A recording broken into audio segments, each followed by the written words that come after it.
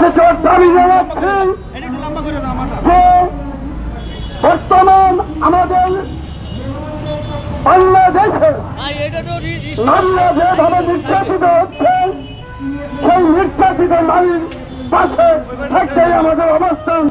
মানবাধিকার সংস্থা বাংলাদেশ আইন সহায়তা কেন্দ্র ফাউন্ডেশন বাসক আমরা ইতিমধ্যে আমাদের নেক নজরে আসার পরে আমরা মানবাধিকার সংস্থা বাংলাদেশ আইন সহায়তা কেন্দ্র ফাউন্ডেশনের বাসকের পক্ষ থেকে আমরা সেই আইনগত সহায়তা দেওয়ার সাথে এবং সেই যে চট্টগ্রামে যিনি ভাড়াটিয়া সেখানে বসবাস করে আয়েশা বেগম যিনি ওমানে থাকতেন, বর্তমানে সেই ওমান থেকে সবকিছু বিশ্ব হয়ে প্রতারকের খপ্পরে পড়ে বাংলাদেশে চলে আসছে, তিনি আমাদের সংস্থাকে বিষয়টা অবগত করেন।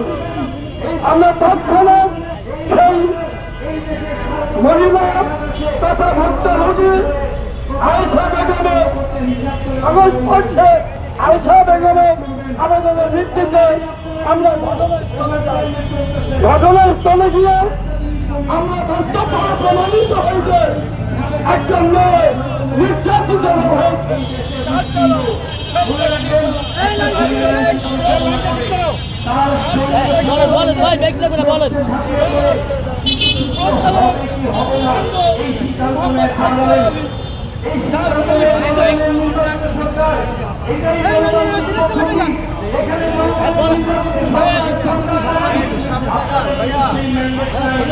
ভাই আপনি বলেন, আপনি কত বলেন?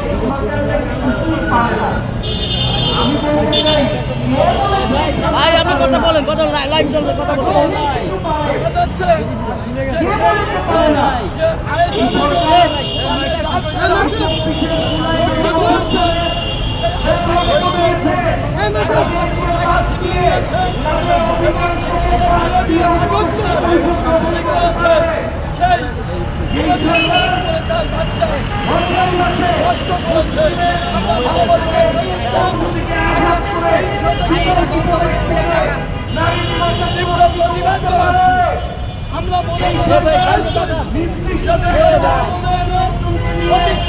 বন্ধ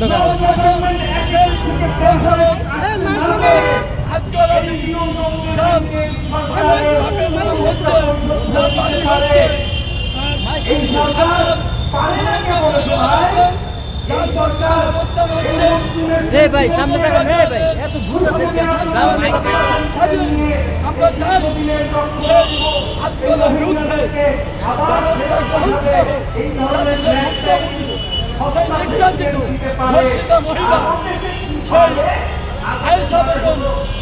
বিচার পায় এবং সেই প্রতারক ব্যবস্থা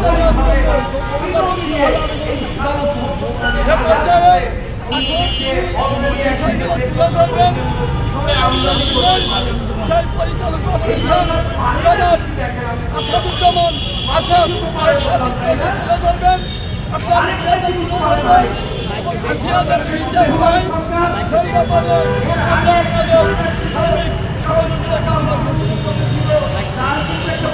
লাইভ চলতেছে তো, লাইভ চলতেছে, কথা বলেন, কথা লাইভ চলতেছে।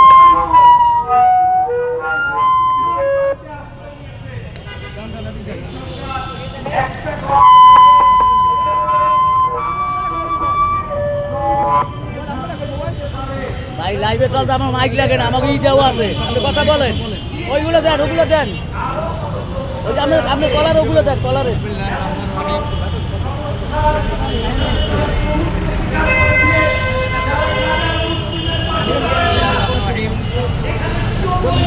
সিলেট সুনামগঞ্জের দুয়ারা থানা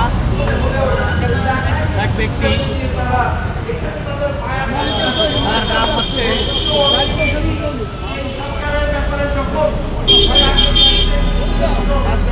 আজগর আলী। তিনি আমরা দুইবার সেখানে গিয়েছি। আজগর আলীকে আমরা তার বাড়িতে যখন যাই তখন তাকে আমরা পাইনি এবং সেখান থেকে আমরা তথ্য নিয়ে আমরা মৌলভীবাজার চলে যাই। এবং আমাদের সাথে ছিলেন বাংলাদেশ আইন সহায়তা কেন্দ্র ফাউন্ডেশন বাসকের পরিচালক প্রশাসক কামাল পারভেজ মুরাদ মহোদয়,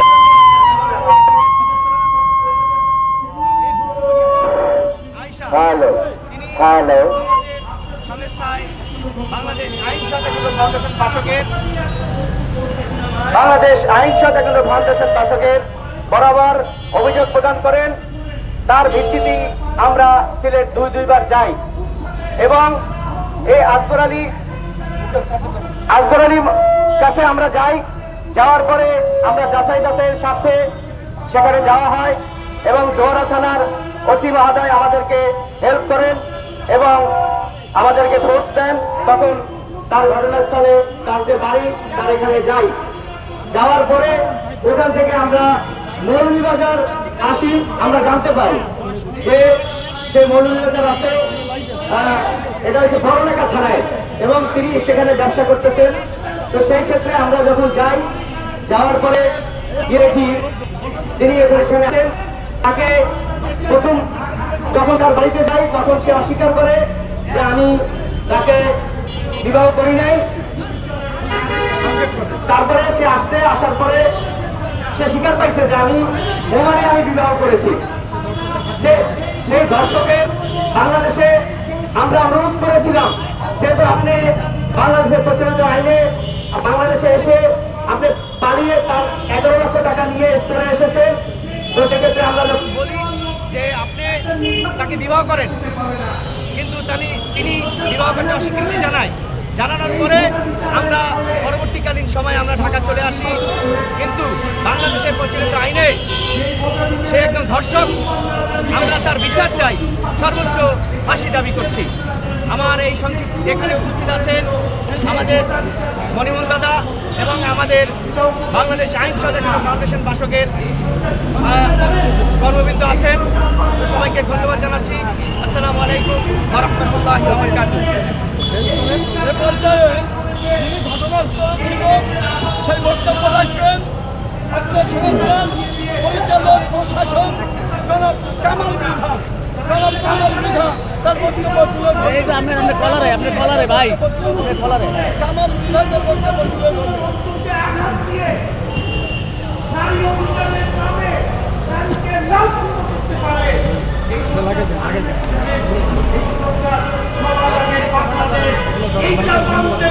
মাইক লাগবে না, আমাদেরই বয়ে দেওয়া আছে, মাইক লাগবে না, মাইক নয় লাগবে, মাইক লাগবে না, আমরা বই আছে, মাইক বাদ দেন।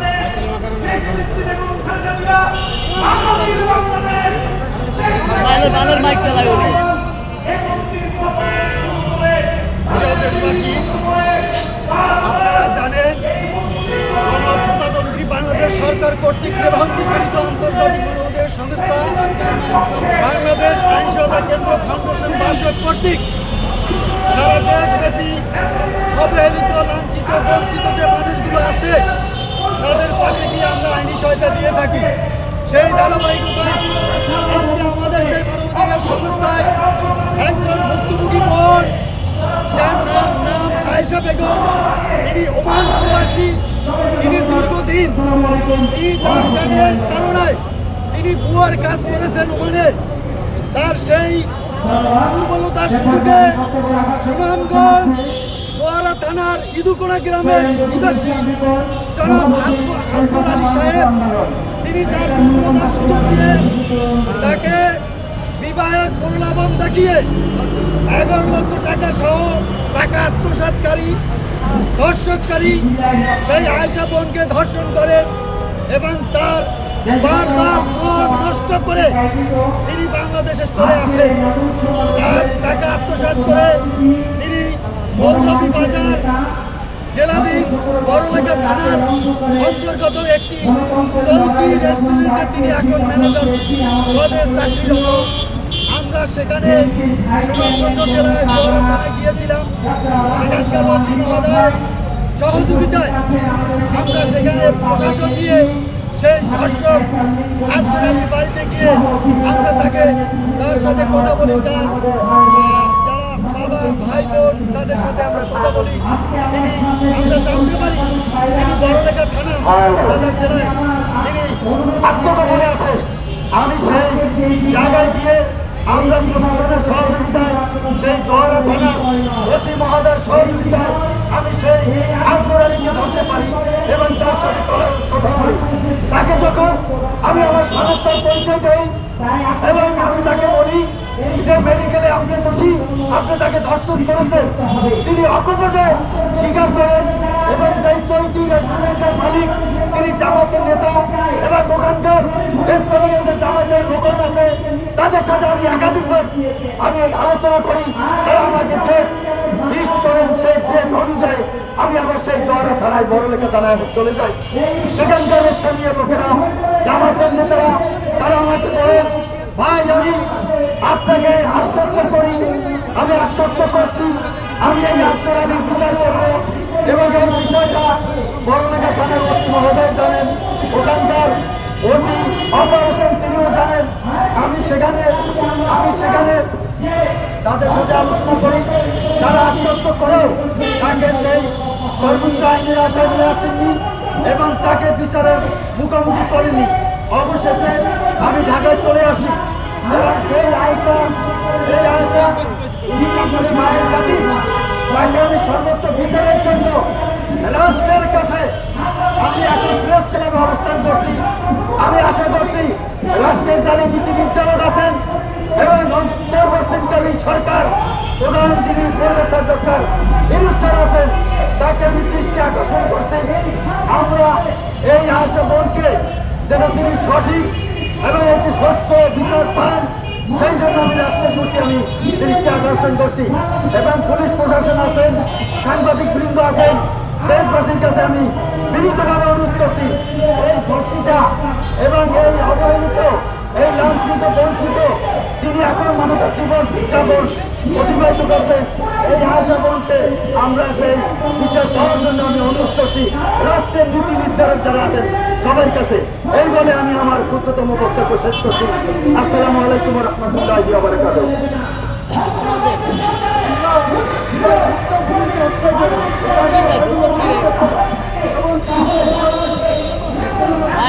ভাই এগুলো এই যে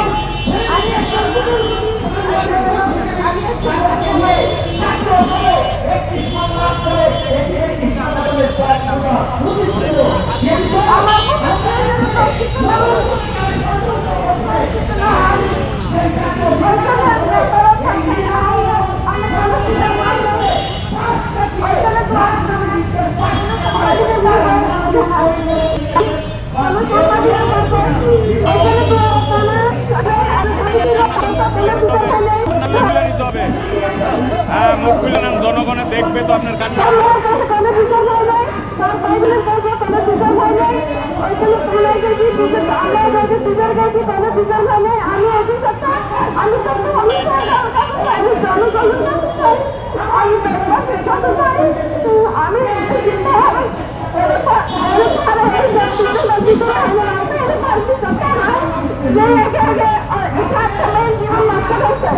আমি জানি না যে তার এরকম বয়সে তার ছেলে মেয়ে আছে অস্বীকার করছে, তার বাইকের কাছে অস্বীকার করছে, তার দেশবাসীর কাছে অস্বীকার, তার আত্মীয় স্বজনের কাছে অস্বীকার করে আমার কাছে এখন আমার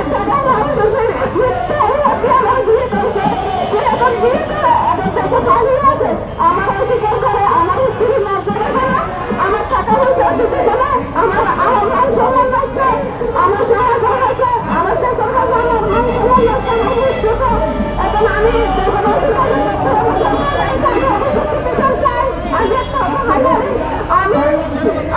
আমি চেক করার বিচার চাই, তার শাস্তি চাই, যেন আমার মতন মানুষ আমার যেন নষ্ট না হয়। যে আমি সরকারের কাছে বিচার চাই, আমি একজন ভুক্তভোগী, আমি কি কাছে থাকতে পারবো না, আমি তাদের চলে যাবো। আমার ২,০০০ টাকাও শেষ করে হবে, সেটাই দুটো সংসার যারা তিনটে মারা ছিল দেশে, তিনটে সংসার করে আমার টাকা দিয়ে এখন আমার অস্বীকার করে, আমার টাকা পয়সা অস্বীকার করে। আমি দেশবাসীর কাছে আমি প্রত্যেকটা ভাই বন্ধুর কাছে বর্তমানে সরকারের কাছে আমি বিচার চাই।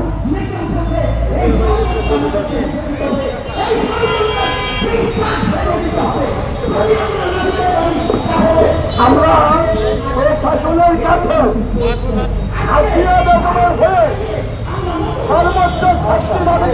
আয়েশা বেগম এবং আমরা প্রশাসনের কাছে মনে করি যে অনতি বিলম্বে সে আজগর আলীকে আটকপূর্বক আইনের আওতায় এনে এবং জনগণের স্বার্থে মা বোনের ইজ্জতের সাথে আমি অনতি বিলম্বে সংগঠনের পক্ষ থেকে বাংলাদেশ আইন সহায়তা কেন্দ্র ফাউন্ডেশন বাসকের পক্ষ থেকে সংস্থার চেয়ারম্যান সাগরিক ইসলামের পক্ষ থেকে আমি অনতি বিলম্বে আজগর আলীকে আটকপূর্বক আইনের আওতায় এনে তার ফাঁসি দাবি করছি, তার শাস্তি দাবি করছি। ফাঁসি ফাঁসি ফাঁসি চাই, আজগর আলীর ফাঁসি চাই, ফাঁসি ফাঁসি ফাঁসি চাই, আজগর আলীর ফাঁসি চাই, ফাঁসি ফাঁসি ফাঁসি চাই, আজগর আলীর ফাঁসি চাই।